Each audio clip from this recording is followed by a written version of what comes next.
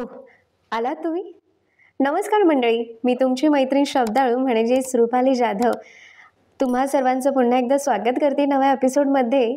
तर आज विशेष काय असेल? तर आज विशेष असेल मी लिहिलेली कविता तुमच्यासमोर मीच मांडते आहे. कवितेची पार्श्वभूमी तुमच्यासमोर मांडते. बघा ना की आयुष्य जगत असताना स्त्रीला वेळोवेळी प्रत्येक पावलांमध्ये वेगवेगळ्या संकटांना तोंड द्यावं लागतं आणि त्या संकटांना तोंड देण्याची जिद्द आणि वृत्ती निसर्गाने भरभरून तिच्यात दिलेली आहे आणि तीच वृत्ती मी ह्या कवितेतून तुमच्यासमोर मांडत आहे. आशा करते ही कविता तुम्हाला नक्कीच आवडेल. झुंज.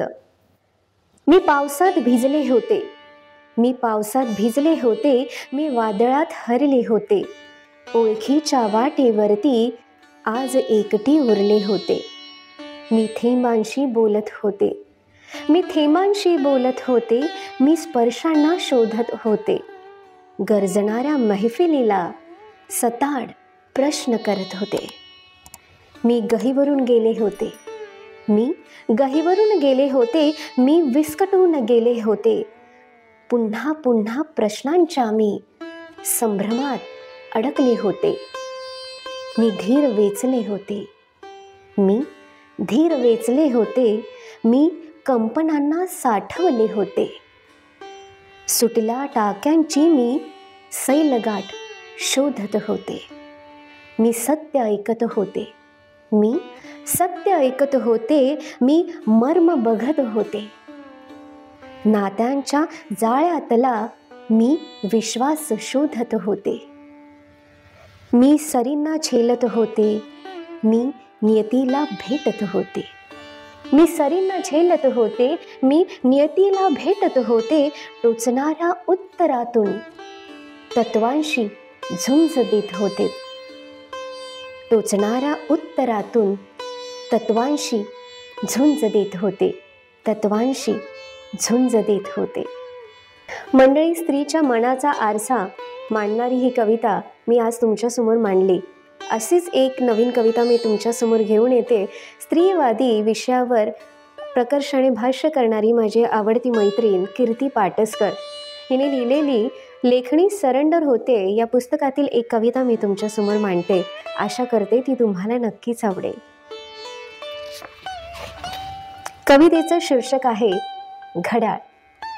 वर्ष सरलं अन नवं वर्ष आलं, वर्ष सरलं अन नवं वर्ष आलं, वेळेच्या मनगटावर कोणी नवं घड्याळ बांधलं. मनगटाच्या शिस्तीने थोडं भांबावलं होतं, नवं कोरं घड्याळ वाट चुकलं होतं. मनगट आणि घड्याळाची गट्टी अजून जमली नव्हती, मनगट आणि घड्याळाची गट्टी अजून जमली नव्हती. बंद पडलेली नाती सरली वेळ दाखवत होती.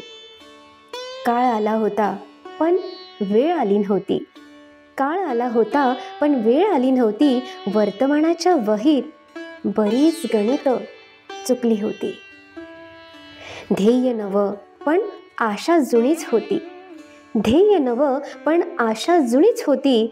सूर्यास्ताच्या छातीवर एक धग उभी होती, सूर्यास्ताच्या छातीवर एक धग उभी होती. मंडळी, वय वाढल्यानंतर वेळ बदलते. मनगटावर घड्याळ बांधल्यानंतर पायाला चाळ बांधल्यासारखं आपण धावत असतो. या दोन्ही गोष्टींची सांगड घालताना आपल्या मनाची काय धांदल उडते. हे भाव मांडणारी ही कविता आज मी तुमच्यासमोर मांडली आहे आणि ती लिहिलेली आहे कीर्ती पाटसकर यांनी. तर या कविता तुम्हाला कशा वाटल्या हे मला कमेंट बॉक्समध्ये सांगायला नक्कीच विसरू नका. अशाच नवनवीन कविता आणि वेगवेगळे एपिसोड आम्ही तुमच्यासमोर घेऊन येत असतो आणि आम्हाला तुमचे अभिप्राय सतत मिळत असतात. त्यामुळे मनापासून खूप खूप आभार. भेटूयात पुढच्या एपिसोडमध्ये. तोपर्यंत स्वतःची काळजी घ्या आणि एपिसोड बघत राहा. धन्यवाद.